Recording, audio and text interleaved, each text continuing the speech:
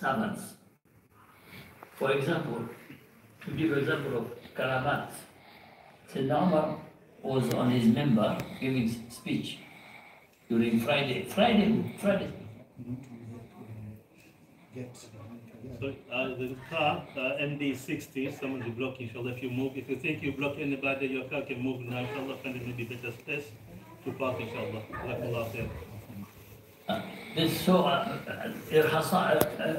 And before I go to Karamat, I'll get lost.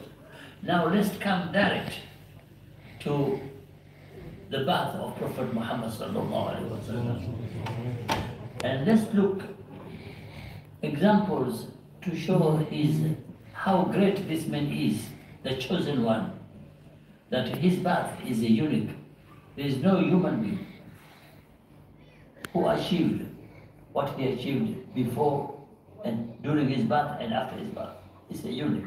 And that's why we are all obliged to remember him. And he was the chosen one. Now, before his bath, we are all aware that he was born on Amal Field. So we just read it, but that has got a very significant application in our day-to-day life. Amal Field, the year the Prophet was born. He was born when somebody, the Arabs before Prophet Muhammad sallallahu alaihi wasallam, and before he received his revelation, all the Arabs in the region, east, west, central, they come to Mecca to pay pilgrimage to the holy sites. That is the Sunnah of Ibrahimiyya. So Mecca was known for the all Arabs. They respect the holy Kaaba, and they've got Asnam statues, believing that these are the ones who will bring them nearer to God. لِيُقَرِّبُونَ إِلَى اللَّهِ زُلْفَى. Now, a king in Yemen, said, why that stone, a block of stone, there's nothing. I will build a Al-Kaaba, full of diamonds and precious stones. So he built it, the king of Yemen. And he was ruling Yemen up to Abyssinia. So he built Al-Kaaba. That was the year the Prophet Muhammad was born. And the story, we all know about it. That after this man built it, the king built it, somebody else from Arab who did not agree with the concept of building another Al-Kaaba in Yemen, he went at midnight and spoiled. He urinated and put feces and donkeys. He mutilated the whole place. So the king retaliated very severely. Now that incident is a lesson to all of us. One man's incident caused a number of people to die, to suffer, because the big army, a very huge army from Yemen, started moving from Yemen and taking everybody on the road, exploiting, killing whoever comes across until they reach Al-Kaaba. And that's why the Quran said, وَلَا تَسُبُّوا الَّذِينَ يَدْعُونَ مِن دُونِ اللَّهِ فَيَسُبُّوا اللَّهَ عَدْوًا بِغَيْرِ عِلْمٍ. فَلَا تَسُبُّوا الَّذِينَ يَدْعُونَ مِن دُونِ اللَّهِ. People have got their own belief, leave them. Let him build it. Nobody will go there. And that was the lesson, the first lesson the Muslims were taught, to be tolerant. وَلَا تَسُبُّوا الَّذِينَ يَدْعُونَ مِن دُونِ اللَّهِ. Do not insult those who believe other than God. Leave them. Once you interfere with them, the consequences, and especially if you are marginalized, will be very severe. So the army came in. Now, this is where I want the first scenario of our day-to-day life. The army wanted to destroy Al-Kaaba and whoever is there. So the whole population of Mecca moved out of Mecca. So Mecca was isolated. And they were heading to destroy it. And then وَأَرْسَلَ عَلَيْهِمْ طَيْرًا أَبَابِيلَ تَرْمِيهِم بِحِجَارَةٍ مِّن سِجِّيلٍ فَجَعَلَهُمْ كَعَصْفٍ مَّأْكُولٍ. Now we are living with an age of artificial intelligence. the age of artificial intelligence, a robot. Recently, a robot was sent by the people of Lebanon, like a hood, small robot. You can hold it here, and it went through. The technology was of high tech that the dome could not attract, it could not kill, destroy it, and it was not one. Hudud, more than 10, they went through. The whole Israel. They took photographs, just a small bird, like a bird, an instrument, a robot. That is a technology they learned from the فأرسل عليهم طيرا أبابيل ترميهم بحجارة من سجيل.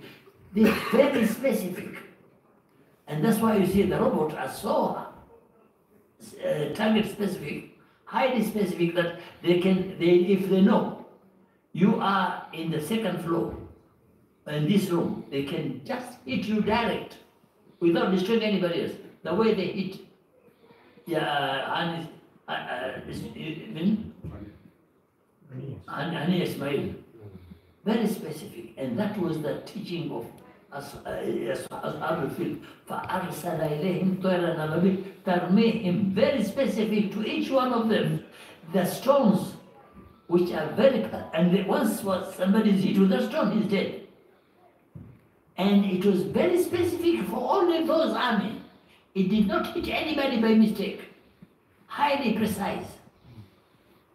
That was the message. Allah subhanahu wa ta'ala is telling us, this Muhammad is coming at the age where, if you are talking about artificial intelligence, he is there. فَأَرْسَلَ إِلَيْهِمْ طَيْرًا أَبَابِيلَ تَرْمِيهِمْ بِحِجَارَةٍ مِنْ سِجِيلٍ فَجَعَلَهُمْ كَعَصْفٍ مَأْكُولٍ. Now, let's move to the second incident where Prophet Muhammad was born. I'm moving fast. The points are made.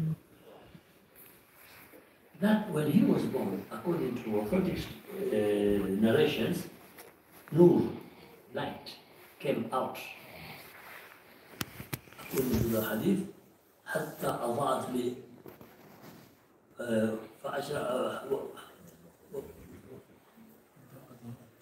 حتى رأيت قصور الروم فأضاءت لي حتى رأيت قصور الروم. Shifa said, the witness said, when the Prophet came out of the time of the Amina, a nur was there. It was so powerful that I could see the palaces of Roman Empire. And other narration said, I saw the houses of Syria. Now, that nur which came out, and according to scientific evidences, nur is not destroyed. It's not the light. First of all, my talk, I'm talking to you now. This talk will be remaining in the air forever. And that's why there's a technology to capture it. The voices and the light can never be destroyed. It is there. And the light has got the highest speed, the fastest speed ever. There's no element which has got high speed like the light, which travels in a speed, in terms of kilometers, 1 billion kilometers per second. And that's why when it came out, that light, it is spread throughout the universe. And according to Hadith Rasul sallallahu alayhi wa sallam, لا يبلغن هذا الأمر ما بلغ الليل والنهار. Islam will spread the way the night and day comes in and out.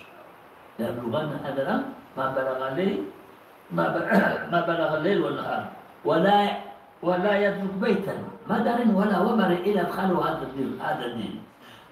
Nobody will be left. There will be no house, whatever it is, in cities, big cities, or in tents in the deserts. This message will reach. And that's why you can see how Islam is spreading very fast. They are just the war in Gaza, thousands of people are converting to Islam. Just because that is the nur which is there. Once somebody gets it, then Alhamdulillah. Now, this is a part of it. Now, when the Prophet Muhammad sallallahu alaihi wasallam came out of the tomb of Amina, and the light was there, immediately Shifa is narrating the hadith of that hadith that he found that the child has gone out of his hand, the infant, the newly born. He was shocked, and then he saw the infant, which is a miracle. You cannot, according to the standard of our conception and perception, that a child, a newborn baby, will fall and put his forehead on the ground. And then he raised his head. He looked at the sky, and then he sneezed. وشفاء, according to authentic hadith, he said, فَسَمِعْتُ قَيْلًا رَحِمَكُ اللَّهُ أَوْ رَحِمَكَ رَبُّكَ. Now, sneezing by itself is a God's blessing. Because nobody, when you sneeze, it means the system, your system, body system, is experiencing some infection. You are getting rid of it. Or allergy. There's an allergic. Sneezing is for purpose. That your body is responding to a foreign particle. And as a newborn baby, he sneezed. And the Prophet Muhammad sallallahu alaihi wasallam قال وسمعت قائل يقول رحم شفاء يقول شفاء, the witness said سمعت قائلا يقول رحمك الله أو رحمك ربك. الحمد لله يرحمك الله ويهديكم الله ويصلح بالكم. This is what Shifa had about it.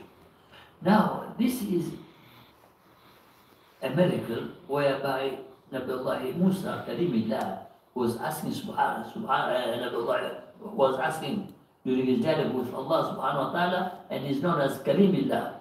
Said, Ya Rab, you created Adam and you inserted your ruh. وَنَفَخْنَا فِيهِ مِنْ رُوحِنَا. He became a human being. And then he did what he did. You sent him down. And he is the first believer. How did he appreciate your creation to him? How did he, the depth of your services to him? He said, it was enough. When the first thing he did after giving him his ruh, the first incident, he said, he sneezed and he said, Alhamdulillah. That is thanking God. And that is, I appreciated it. And this is what the Prophet Muhammad said. That's combining, Prophet Muhammad combined all the miracles from Adam to the last Prophet, Isa, which time is not allowed to correlate the incident. Now, and then he was taken around, according to a narration, from east. أين ذهبت به قال المشرق.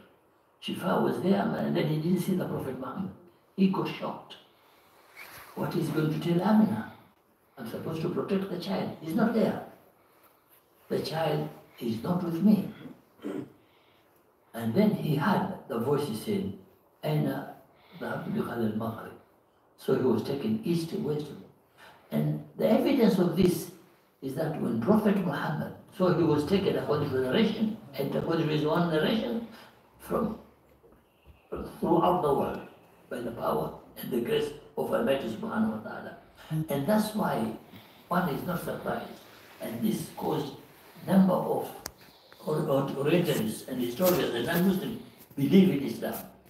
Because Prophet Muhammad never traveled outside the Jazeera. He doesn't know how the sea looks like. The sea. He never traveled by sea. And it's a known fact. And yet he could describe things where it was not known until 1950. Evidences, according to the satellite products, prove that the seas, the two seas, between Indian Ocean and Pacific Ocean, between two oceans, after each as a demarcation, or from River Nile into the Black Sea, into River Nile to Mediterranean Sea. This is drinking water and that is seawater. When they meet, it was only evidenced 1950 that the two waters, the two seas meet each other, but there is a demarcation. There is a boundary in between. Not only that, the type of fishes from the two seas are different. And the fishes which are in the border are different also, in taste and everything. The taste of water, quality of water, composition of water, density of water from the borderline is different from the other two. And this was explained to Surah Al-Rahman, مرج البحرين يلتقيان بينهما, between the two برزخ لا يبغيان. And the Prophet explained about these issues. How did he know about it? Is the Almighty, Allah subhanahu wa ta'ala. Now, another issue is that we are told things which cannot be proved scientifically, that a fire which was built and burned by the Persians 1,000 years before the Prophet Muhammad and before, and still now is burning, was extinguished during his birth. I happened to go to Azerbaijan, and in our tour there was a conference in Azerbaijan, and after the conference we were to around, and I was shocked to see that light fire in a mountain which comes from the peripherals at the middle and the top, day and night, every day. And these Buddhists, they come and they worship the fire. And the fire does not destroy. And when it is heat, winter, the fire roams more than in summer. And still, they said that there's a gas out inside, but whatever it is, but the fire was there. According to the hadith, that fire only disappeared during his birth, to show that this is the man who is going to destroy all the men, who is going to reveal the evidence, to convert those. And that's the area, Azerbaijan, 96% Muslims. And before that, it was 100% Muslim. After Russian invasion, there was some conversion. Now,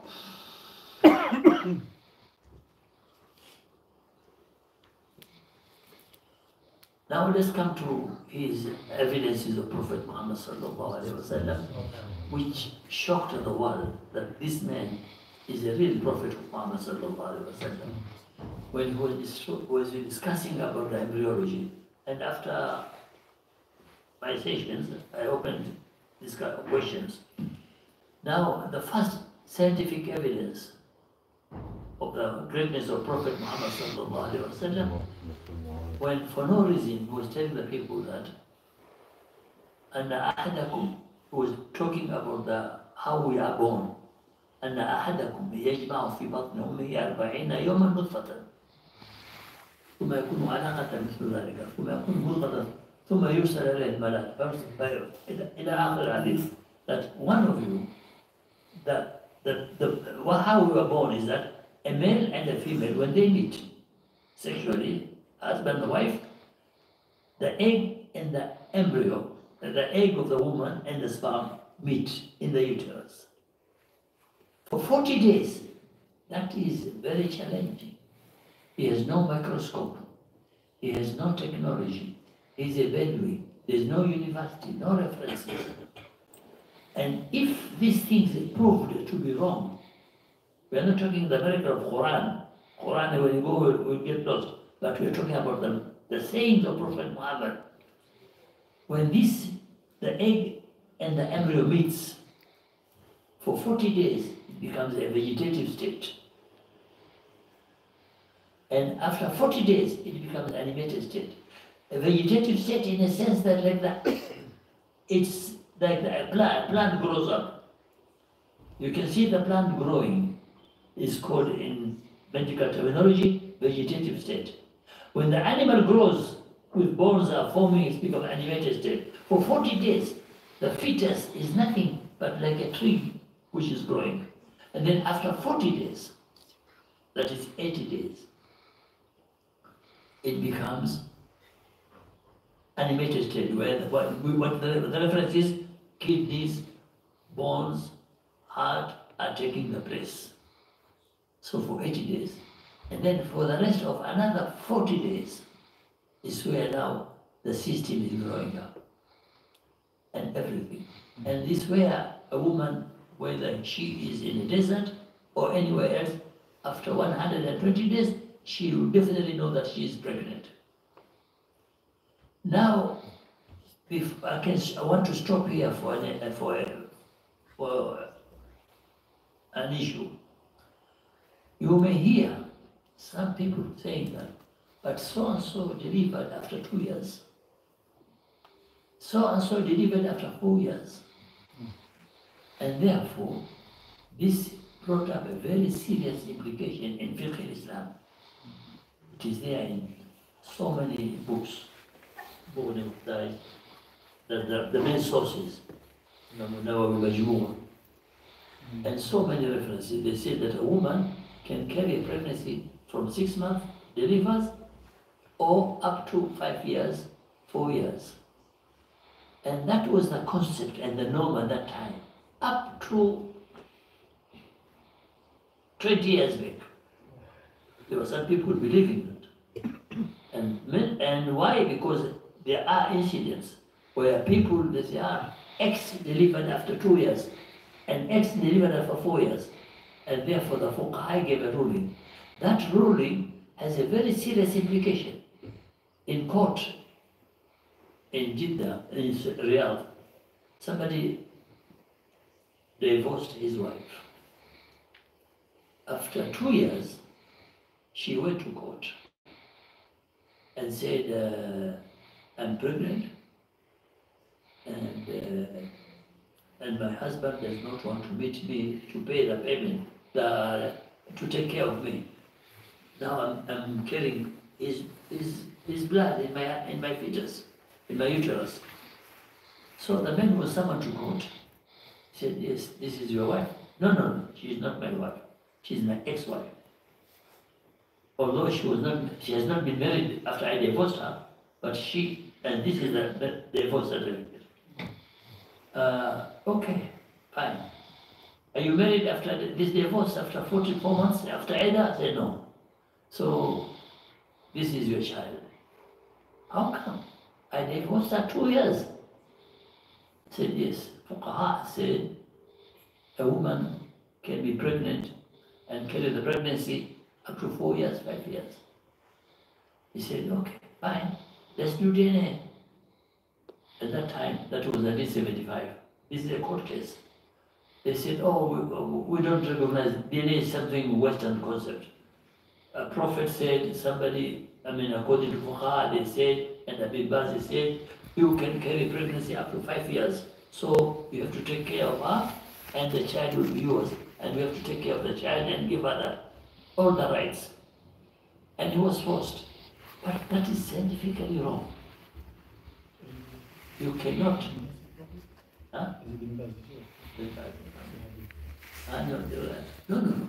It's not the concept of a woman carrying pregnancy for 5 years, 6 years, 5 years, 4 years is Fuqaha ijtihad. No, hadith al-Rasul. Aisha, what has Saud hadith. And also is made of narrations, of incidents, which the first person to narrate it is Muwatta Imam Malik. A woman in a certain tribe of women gave birth after 4 years. So Imam Malik said, so somebody can carry the pregnancy for 4 years, and so on, according to Shafi'i, Hanbali, Abu Hanifa is the only one who is very strict about it. But Hanbali, Shafi'i, Maliki, they said, no, you can carry up to 4 years. Now we'll come to it. Why is this the whole concept? Based on this Prophet Muhammad, the concept is when the nutfa is, once they meet in the uterus, then the process goes on. It cannot proceed more than 9 months, full stop, artificially. But the concept was there. There was no ultrasound, there was no pregnancy test. They were only based on symptoms, vomiting, taking, And why is it called, why they calculate it? Because when the egg does not fall in the uterus from virtue, it goes outside the rahim, outside the fetus, and therefore it grows. A woman feels that a foreign body is there, and she started feeling unwell, vomiting, and the people are happy now. She is pregnant. All these are symptoms. But the actual fact is the egg is not in the uterus. That's called pseudo-pregnancy, false pregnancy. Now, the Prophet said, once the egg and the embryo meets for 40 days, and then 40 days, and then 40 days, and then it becomes a human being. During that 120 days is where we came to the concept of Eda. Now, somebody may ask, why did the Prophet and the Quran and the Islam commands that a woman who is divorced stays for 3 months? Why 3 months? Not 4 months, not 2 months, 1 week. Why specifically 3 months? And then why is Eda is 4 months, 10 days specifically? So you cannot get an answer. We believed what Prophet said from authentic hadith and our Sunnah. Now there is scientific evidence to prove the two. That number one, Islam looks at the divorced woman from 3 perspectives. There are 3 scenarios of a woman who has been divorced. There are women, for example, somebody is divorced, a woman. Now she is not supposed to be doing what normally you are supposed to be doing, putting perfumes, wear colored clothes, etc., etc. Why? Because once you are born, once you are divorced, you are not supposed to attract. You are supposed to be stay indoors. So what is allowed in Islam during that time is not allowed, because once you are married, somebody corrupts you and you go astray and you marry him, and you, a woman, may not be aware that she's pregnant. And Islam looks at it, a woman in London, woman in the desert, and some women don't know. And you can only know after 3 months, for sure. For 3 months you can be sure, and that is the minimum period whereby you can bury. How about the 4 months, 4 days, it has to do with the chromosomes, the genetic material, which is now you are divorced, or the husband has died, you have to make sure that you are not mixing the two human beings in your uterus. The uterus has to be clear before you get a second wife. Now a question arises in Uganda, where a woman was pregnant with 2 twins. And the 2 twins came to be known that they are from different fathers. A mother was carrying twins, delivered twin boys. But the 2 boys are from the same mother, but different fathers. And this was proved genetically. So a question was brought to us, how can we interpret it Islamically? How can a woman carrying in the pregnancy twins from different parents, it came to be known that this woman, and she admitted, it's a very rare incident to happen, that when she was sleeping with his partner, who is not his wife, who is not the husband, the egg combined with the sperm of that person. So he slept with the person maybe a few hours before midnight, and then the husband came in, and the husband slept with her. So, and the sperm of the husband also went to the same as the twins are born. But this is a very rare case. And the two men admitted that on that day they slept with the woman. And the men, because now they are not Muslims, so they can confess. And that's the reason. Now, that is a very serious conception in Islamic history, and Islamic fiqh, how are going to be the genealogy determined? So, for example, if the two boys are converted to Islam, how is going to be married? That is a very serious dilemma in Islamic, and they could not solve it. The issue, so that is the concept of the pregnant for 40 days and 3 months period. Now, the issue about abortion is another issue, whereby the Prophet Muhammad said, once the egg and the conception comes, you are not supposed to terminate the pregnancy. وَإِذَا الْمَعُودَةُ سُئِلَتْ بِأَيِّ ذَنبٍ قُتِلَتْ. Now, fuqaha later on look at this hadith, and another hadith he said, إن أعزل ولا تعزل ما قدر الله يكون ولا على رأس الجبل. You can sleep with your wife. You can use precautions not to be pregnant. Either she use coils or you use condoms, whatever it is. But if it is written, you are going to get a child. In a sense that was an indication of Prophet Muhammad sallallahu alaihi wasallam regarding the test tube babies, whereby أعزل ولا تعزل ما قدر الله يكون ولو على رأس الجبل. يعني you can conceive the sperm and the egg outside the tomb, outside the uterus, in a test tube in the laboratory, and then return the uterus, the embryo, into the uterus and deliver what is called test tube babies. It has got also a number of ethical issues, whereby if there's time for question time, I can answer them. Now we come to Prophet Muhammad sallallahu alaihi wasallam, another miracle, where this, first of all, this one, you may find it very, very trivial. Prophet Muhammad sallallahu alaihi wasallam said, when you go to the toilet, wear shoes. Hadith authentic. And then enter with your right leg, and left leg, and then you say, Allahumma inni a'udhu bika min al-khubthi wal khaba'ith. Oh God, protect me from the male and the female genes. Now, it has been, this hadith was taken and it's there, and we all practice it. And when we go to the toilet, we cover our head, we wear shoes, and then somebody said, but why should we wear shoes? Those are the toilets of 1,400 years, where there are no tiles, sand, there are possible contaminations because of the stool, the urine, but our toilets now are very clean tiles. You can even sleep in the toilet.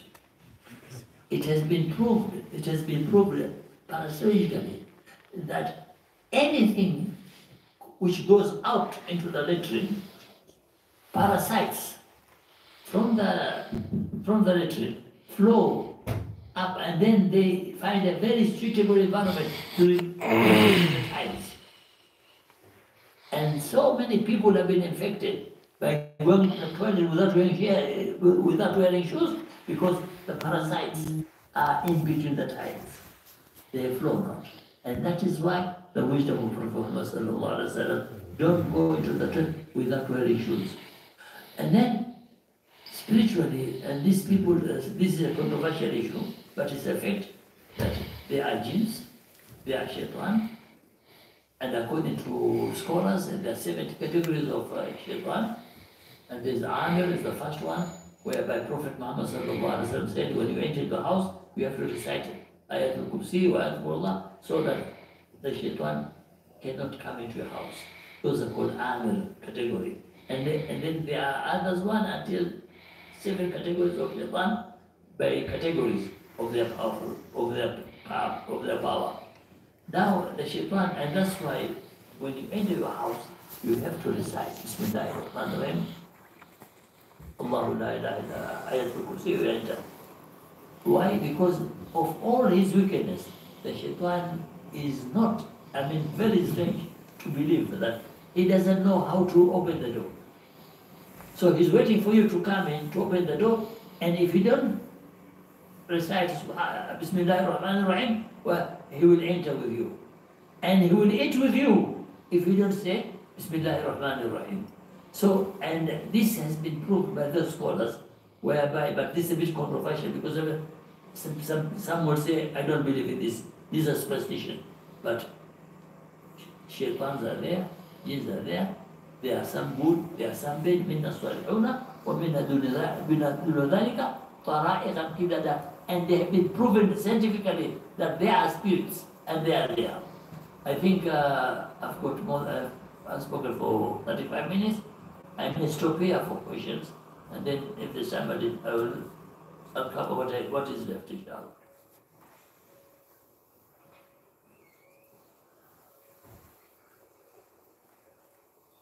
Questions related to what I talk, or even if it's a bit diverting, I don't mind. If I know, if I know, Subhanaka la ilma lana illa ma 'allamtana innaka inshallah. We didn't hear the end of the story of that man from Medina, from Iraq. We didn't get the full story. I mean, what happened? We end up in, there was like court directions. He's asking about what did the court have said. The court. Yeah. You see, the court, they prove that he is the father, although he divorced his wife 2 years back. And that was a very controversial issue. And why they did this? Because the fuqaha said she is not married and she is capable. And now, we discussed, okay, let me tell you what's my profession. I'm a bioethicist by profession, and we make laws, such laws about DNA, abortion, surrogacies, etc., which are needs ijtihad. And we've got a number of scholars, fuqaha, we meet, we look at it, and now that issue is a very controversial issue which is out of date, but it's still available. I've done a research, Yusuf.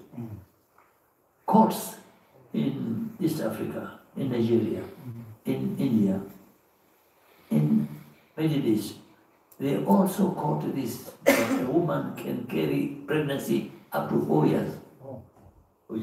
Yeah. No, they are there in the textbooks. Major fact, because the text, not that they ignore it or other, it was an issue of ijtihad. And those books were written when there was there's no issue.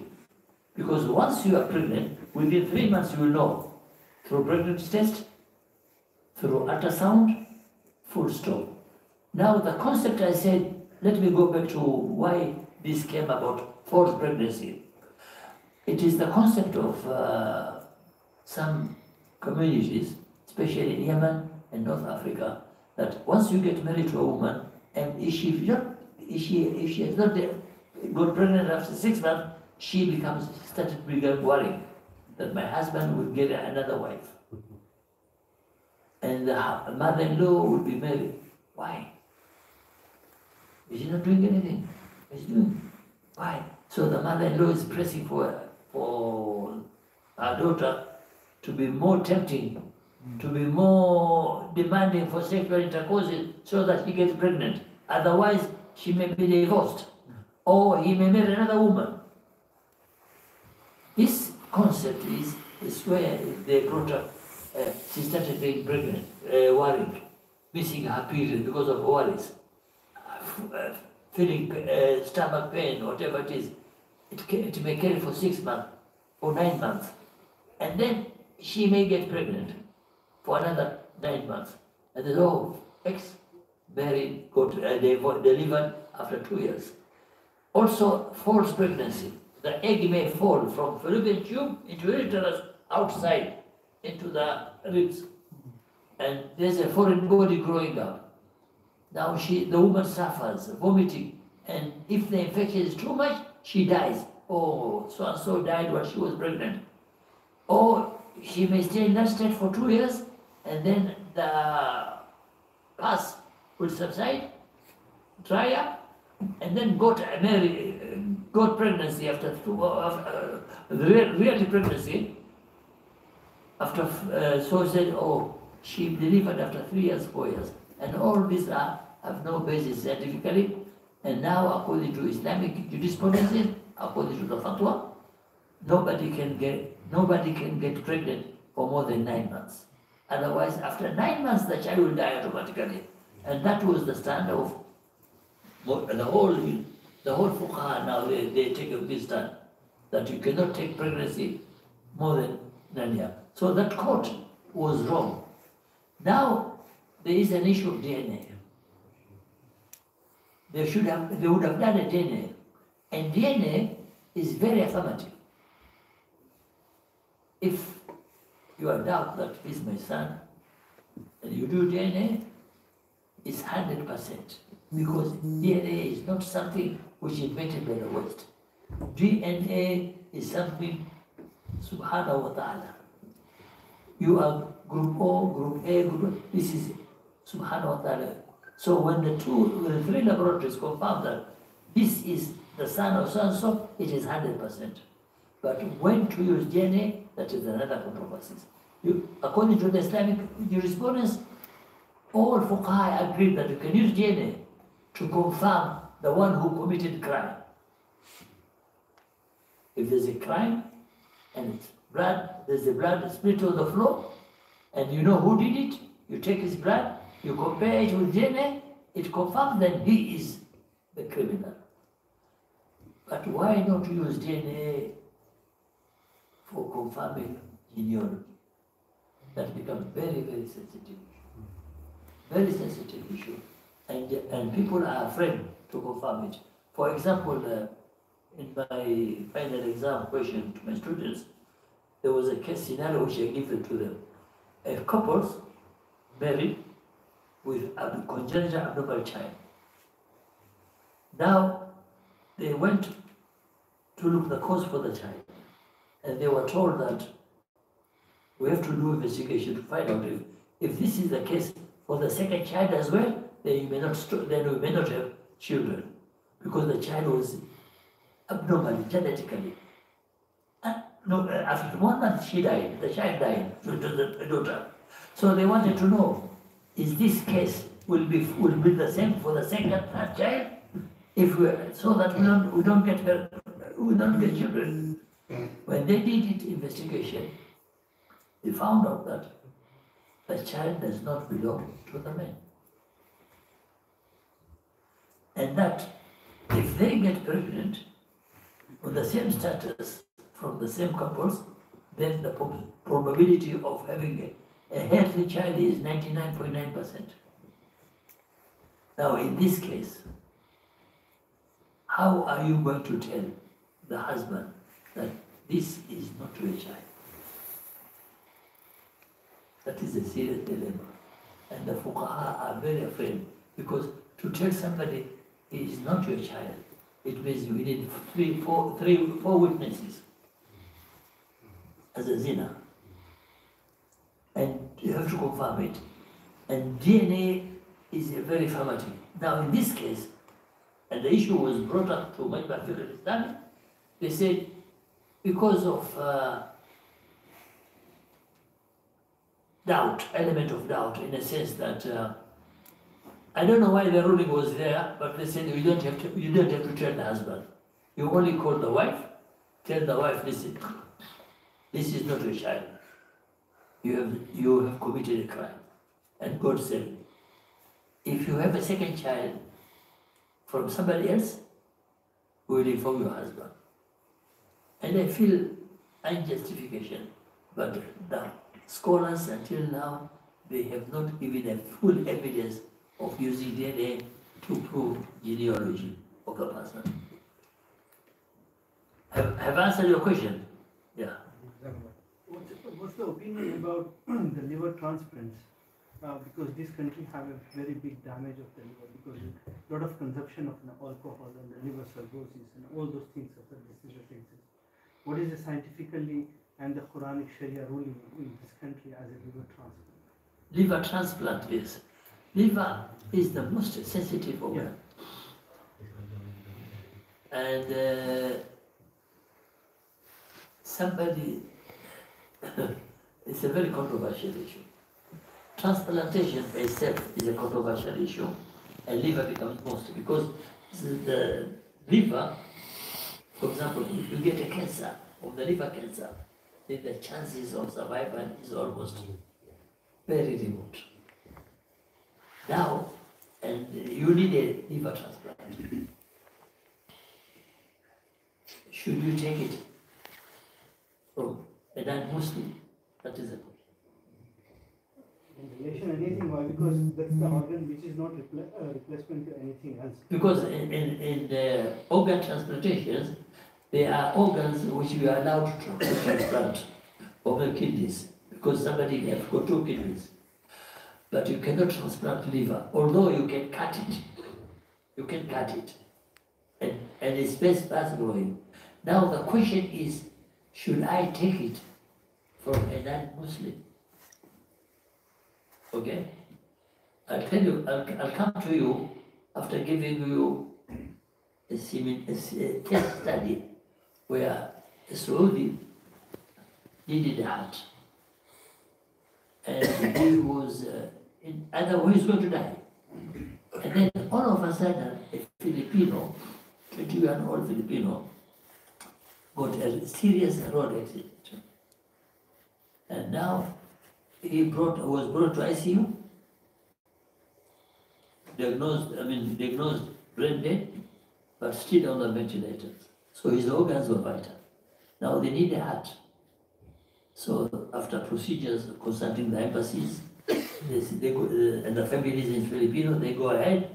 The heart was taken and given to a Saudi.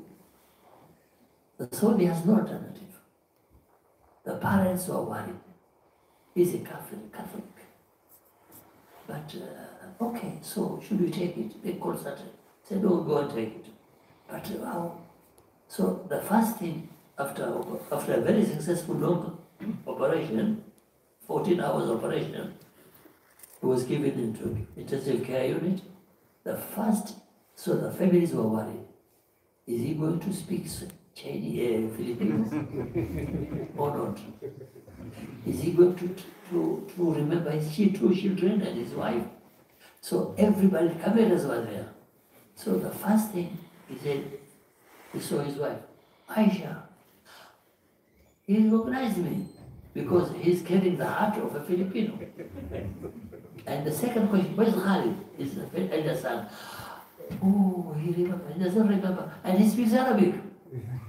So they thought that if he has taken the heart of a Filipino, he'll be speaking a Filipino language. He'll be remembering his children, the 3 children, the man died, and his family. But he changed the subject. Now, that is the concept is, Ya Khadim al-Jism, كم تشغل خدمتي أنت ترغب فيما فيه خزان استكمل النفس استغل أنت بنفس ذات الجسد الإنسان. You are what you are. It's not because of the heart. That is an organ. We are, after 40 days, the liver you have is differently.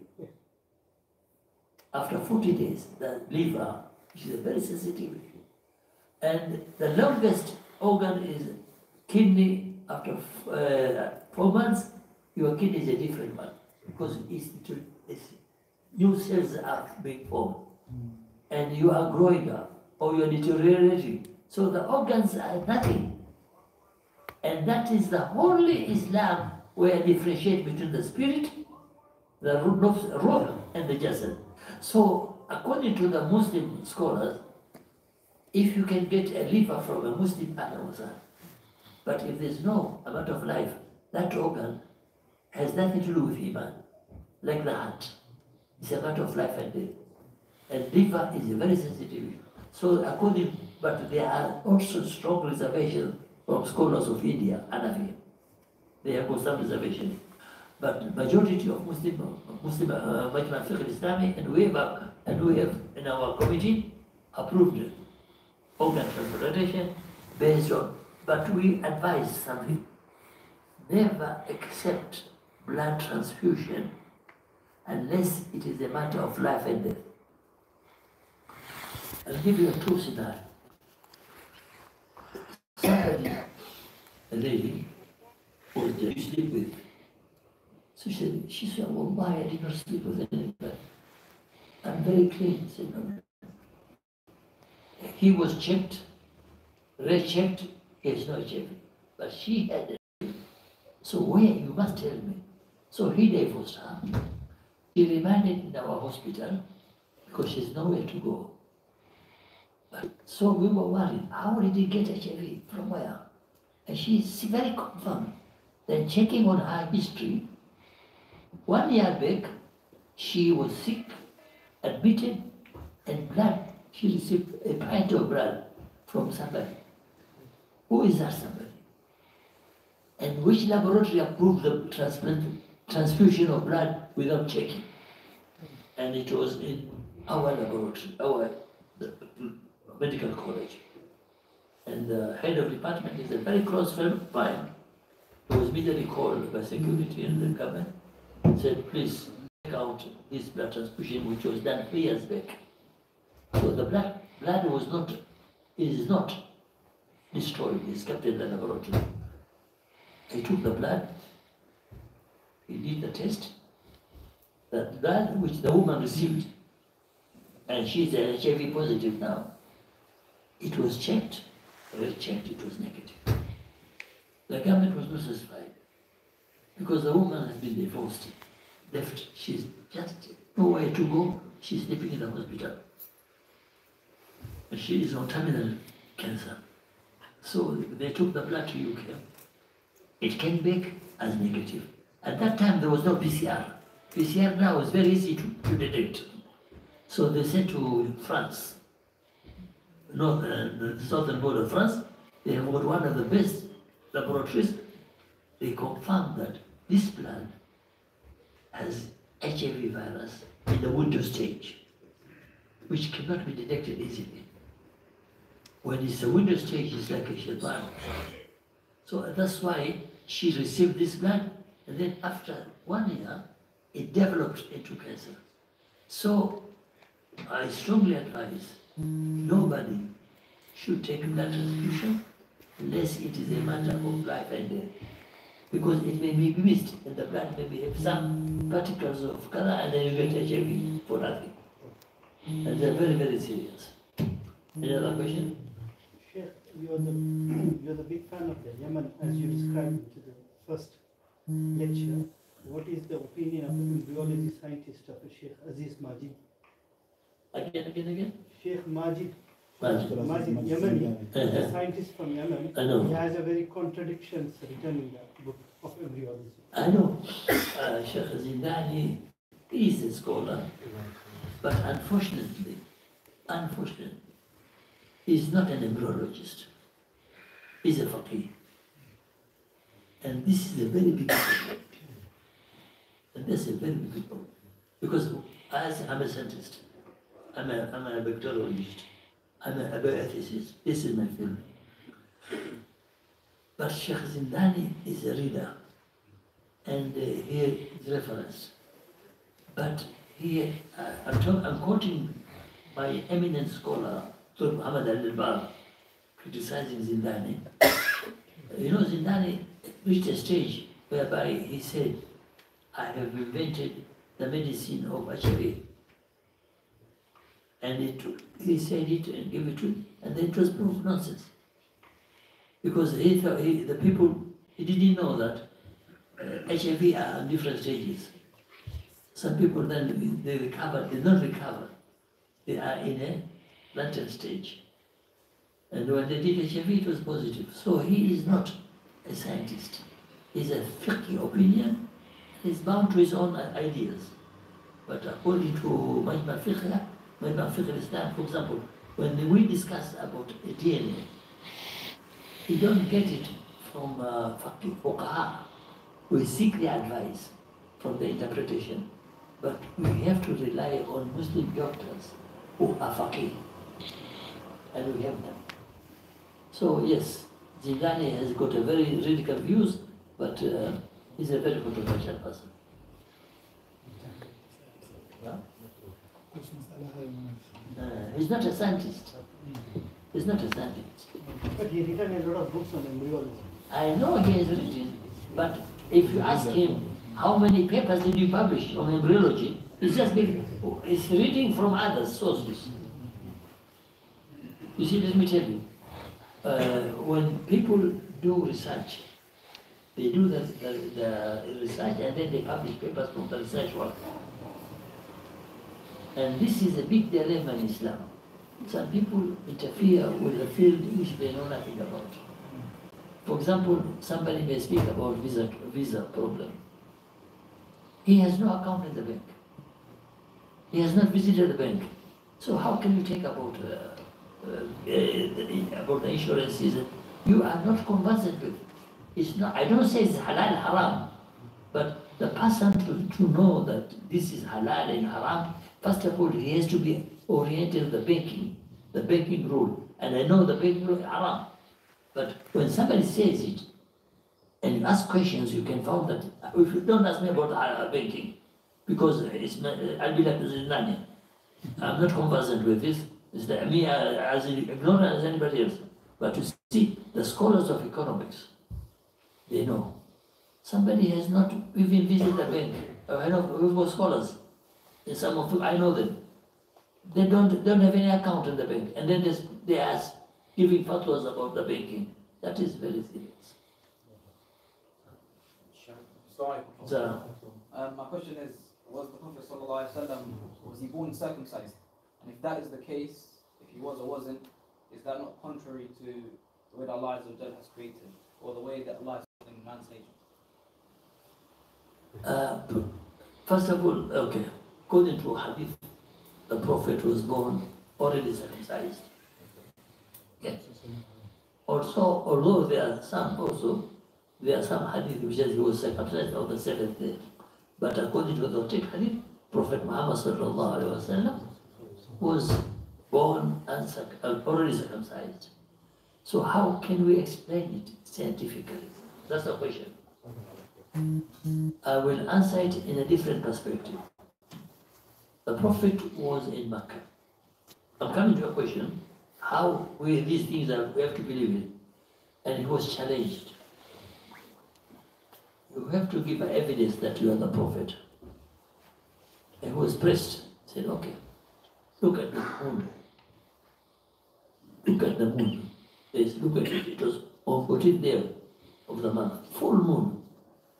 And then, like he just looked at that, and they saw that the moon was split into two, claved, not split, claved into two sections. Oh, they said, he's a wishman. They all saw the moon. Now, how can we explain that the Prophet was born uncircumcised? How can we prove it to a non-Muslim that the moon, where a prophet is in Medina, illiterate in a sense of scientific evidences, that the moon, according to Bukhari, Muslim hadith, that the Ahl Makkah saw the moon split into two. So there was no explanation, scientific, you cannot explain it. Until 1966, when Armstrong went to the moon, he reported it. I have got the photograph of it, the photographs, that they said the moon there's a crack here, a very big crack, and he dated back about 1,400 years back. And this is proved, and NASA has got this photograph. I have it in the papers published, the moon, the crack, when he was there. So from 1,400 years back, when Prophet said this, Muslims believe it, because the Prophet said, and it is an authentic hadith. But now it has been proved scientifically, yes. 1,400 years back, there was a crack. And it is evidenced. So this is, the Prophet was born and already circumcised. It's a belief, I believe. Maybe later on somebody may have a scientific evidence, like the one, for example, up to 1966, Quran was really pampered by the Western and the Orientalists. There's some fabrication, because according to the facts present, that the sun does not rotate in statistics. This was from 18 something up to 1966. And then in 1966, evidences show that yes, the sun moves as well, revolves as well as rotates through its own axis. And this was stated in the Quran 1,400 years back. وَتَرَى الشَّمْسَ تَجْرِي لِمُسْتَقَرِّهَا ذَلِكَ تَقْدِيرُ الْعَزِيزِ الْعَلِيمِ. So these are evidences where we believe. I believe that he was born as already circumcised. Like I believed, اقترب الساعة وانشق القمر. This is ayah from the Quran. I had no evidence until I saw the evidence from us who didn't know about it, who didn't even know anything about it, and then they reported it. For example, the Prophet said, fast on 14, 13, 14, 15 days of every month. Ayyam al-Bid. That's full stop. What is the reason? Why 14, 13, 14, 15 days Ayyam al-Bid? Why not 20, 21, 22nd? Specifically, Saman wa Ta'a. Now it was proved, and this was in California.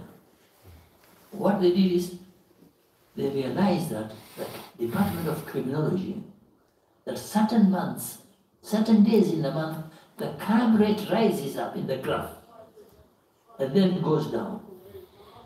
And then after 3 years study of the curve, they correlated that it has got connection with the moon. When the full moon, the crime rate, accidents, divorces, fighting, drinking, and all crimes are very high on 13, 14, 15, on the full moon. And then they realized, another study, that donkeys on 13, 14, 15 are very sexually active. What has good eyes to do? And then they realized that the human body, which is composed of 96% of the fluid, the water, 95, 96, that on 13, 14, the body fluid increases in the body. As the water increases to the high tide on 13 and 14. And if you realize, you ask the fishermen, they'll tell that sometimes it's very dangerous to go fishing on 13, 14, 15 because the sea becomes rough with full tide. And this is the wisdom where Prophet Muhammad said, please fast on 13, 14, 16. Why? Fasting controls. If you are over temperamental, you will cool down because of fasting. If you are very active, fasting will reduce, so you will be disciplined. That is the message of fasting, Ayyam al-Bid. And this has been proved scientifically. So there's no proof, scientific proof, why the Prophet was born uncircumcised, already circumcised. And his brother, Ibrahim والسلام, was circumcised when he was 80 years old. And that's why it's called Sunnat Ibrahimiyya, circumcision. Now, it's less about proof of it, it's more about, is this, of course the Prophet ﷺ was a special case, special man, special individual, but is it not, how do I say this? Like in terms of, if you consider the fitrah, and how the fitrah is normally, how How do we compare the two? Okay, From that listen. perspective, rather than proof. It's not a matter of proof or evidence. Like you said, Sama'na wa ta'na, but just how do we compare the fitrah to how he was? Wallahi, okay. The Prophet was born already circumcised. Although there is a hadith which has got a weak hadith that he was born on, who was circumcised 7 days. But authentic hadith, he was born already circumcised. Now, who circumcised him? How he was circumcised? Wallahi, it depends upon Iman. Because authentic hadith says he was born already circumcised. But who, Taban, Malaika, and he's a special person. But otherwise, but there are cases. Now, sorry, I remember a case. There are cases where people, it's not easy to circumcise because of anatomical nature. Okay? So it may be very difficult to circumcise because some abnormalities. But this is very rare. And circumcision is a very, very sensitive issue. I remember I was in a conference in Natalia, in Italy. Very surprisingly, the German gave a verdict 2 days before the conference that it is compulsory. Am I time for prayer? No? Okay. The Germans gave an order that you have to you are not supposed to circumcise, male or female. Now they were targeting female circumcision. This is an issue. But then even male. I remember in that conference, there were many Jews said, okay, whether we want it or not, we are going to circumcise it because you cannot be a Jew if you are not circumcised. Muslims, they can wait for 7 days, for 1 month, 7 years, and then get a leave, and then go to Arab world and circumcise. But according to our doctrine, you cannot be a Jew unless you are circumcised, and you have to be circumcised before the 7th day. By 7th day, you have to be circumcised. That was and they say we're going to do it. You kill us. And the Germans were abrupt. So I think we have to end up. Time is up. And this.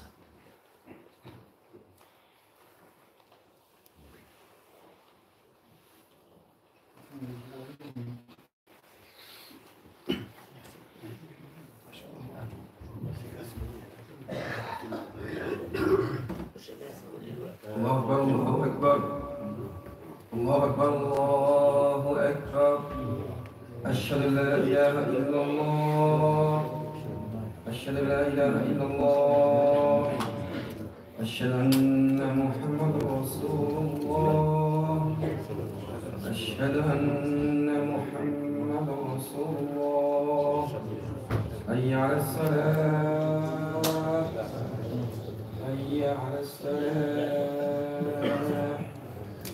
حي على الفلاح حي على الفلاح الله أكبر الله أكبر لا إله إلا الله